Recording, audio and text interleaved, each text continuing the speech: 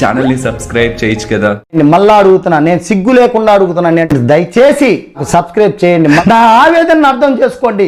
ఇంట్లోకి మరొకసారి కొత్తగా వచ్చిన పాత సభ్యులని బిగ్ బాస్ స్వాగతిస్తున్నారు. రండి రండిరా. Survival of the fittest challenges లో కొన్ని వైల్డ్ కార్డ్స్ ని ఆపారు. అసలైన సర్వైవల్ ఆఫ్ ది ఫిట్టెస్ట్ ఇప్పుడు మొదలు కాబోతోంది. అప్పుడే అయిపోయింది అనుకోకు, ఇప్పుడే మొదలయ్యింది. అది మీ ఊహ కందని లిమిట్లెస్ సర్ప్రైజెస్ తో నిండి ఉంటుంది. ఇలాంటి చాలా ఉన్నాయి, ఇంకా దాచాం కుప్పలుగా ఉన్నాయి. ఇప్పటి నుంచి ఓజీ క్లాన్ కి బిగ్ బాస్ రాయల్స్ క్లాన్ కి మధ్య జరగబోయే పోరులో ఆత్మకి ప్రేతాత్మకి యుద్ధం, అది చూడడానికి ఊరంతా సిద్ధం. ఫుడ్ ఉంటేనే కదా టాస్క్ ఆడగలుగుతారు వాళ్ళు. ఇప్పుడు దాంట్లో you have to give some for them. నాకు ఫుడ్ లేకపోతే నేను టాస్క్ ఆడడానికి నాకు ఎనర్జీ ఉండదు. ఎందుకు తినడానికి వచ్చారని చెప్పి నేను అడుగుతున్నాను. ఎందుకు రైస్ ఎక్కువ ప్యాకెట్స్ ఉంది, we can share. So I cannot compromise. Chicken comes under luxury. We are not giving mutton and chicken. No non-veg we are giving. Yeah. Right. మహా గౌతమ్ ఫిజికలీ బాగా ఆడతాడు, ఓకేనా? డంప్ నేను మరీ అంత ఎదవలా కనపడుతున్నానా? ఓ మాదిరిగా కూడా కనపడలేదా? Different word use చేయి. అంటే డమ్ ఇన్ ద సెన్స్ అడిగి క్రాక్ కొంచెం Mehboob is strong player.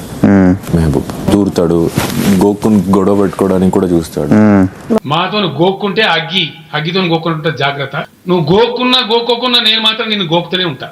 Basically మనం ఏం గేమ్ ఆడినా దాంట్లో స్ట్రాంగ్ గా ఉండడం లాగే ఆడాలి. గొడవకి వస్తే గొడవకి వెళ్ళిపోండి.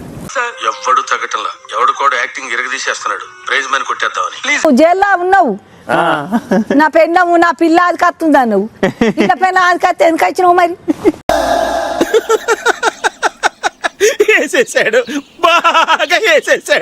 నేను టీవీలో చూసిన తట్టుకోలేను గంగవ్వ, నాకు ఏమొచ్చినా నేను ఇంతే. తట్టుకోలేవా? పోతావు ఈ వారం. కరెక్ట్ మనిషి దొరికావయ్యా. పెన్నం పిల్ల అది కత్తదా గిళ్ళకి వచ్చినాక యాదకొస్తుంటది, నాకు ఏం చేయమని అది కత్తే నామినేషన్ ఎత్తపో. అంత గిఫ్ట్ మనకు వద్దులే కానమ్మా.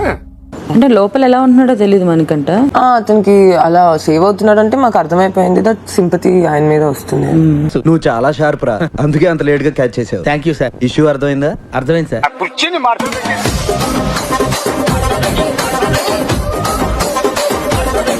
చూడడానికి ఎలా ఉందో తెలుసా?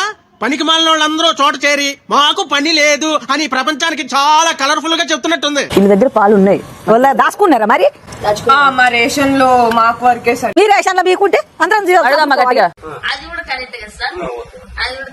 నాకు పెట్టాలి. నీకు ఒకదానికేనా? నాకు కొంచెం పెద్ద మనిషి పానం బరబర. నేను పెద్ద మనిషినే. ఎందరు ఉట్టిర్రు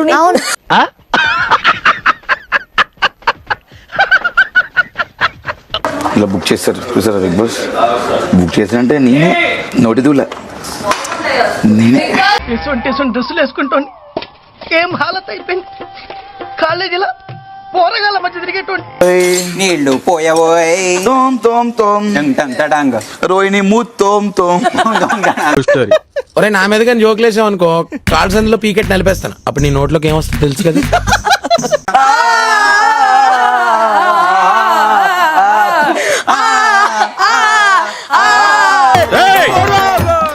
ఆపరాని రాగాలు వింటే జనాలు రోగాలు వచ్చి పోయేటట్టున్నారు. ఎవడరా నువ్వు? టాస్క్ బాగా మాత్రం ఎవరు గెలిచినట్టు నేను చూడలేదు.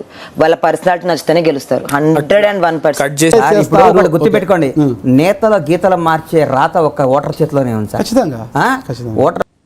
ఇప్పుడు నామినేషన్స్ రాయల్ క్లాన్ సభ్యులు మాత్రమే చేస్తారు. నేను దీనికోసం వెయిట్ చేస్తున్నాను.